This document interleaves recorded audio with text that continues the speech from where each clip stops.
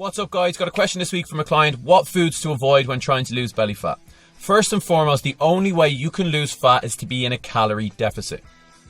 And the easiest way to work that out is to calculate your calories that you need to maintain weight based on your age, your sex, your height, your activity levels, and eat to a 10 to 20% deficit of that number. So if you need 2,000 calories to maintain weight and you eat between 1,700 to 1,800 calories a day, over time, when you stick with that number, over time, weeks and months, you will lose body fat. Where that body fat comes from is completely up to your body. Everyone is individual.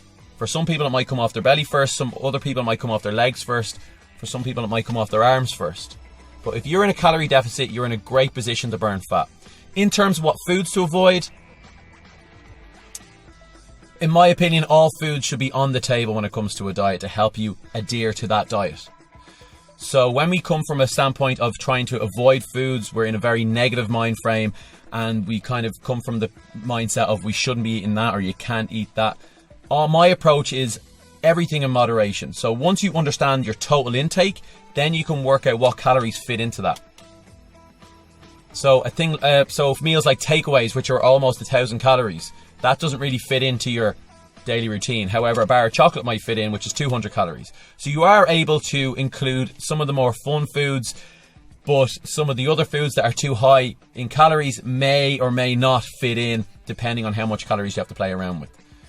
If we were to put a very basic answer to that question, if I gave you a paper and pen, you would be able to write down what foods you probably should reduce. Takeaways, fizzy drinks, stuff that, burgers, chips, anything like that with very, very high caloric value. That is the foods that probably won't help you lose body fat.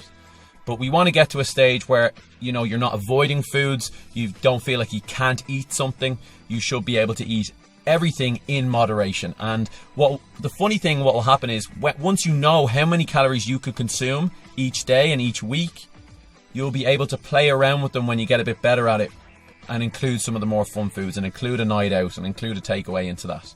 But understand that everything has a caloric value, whether it's clean or whether it's, junk.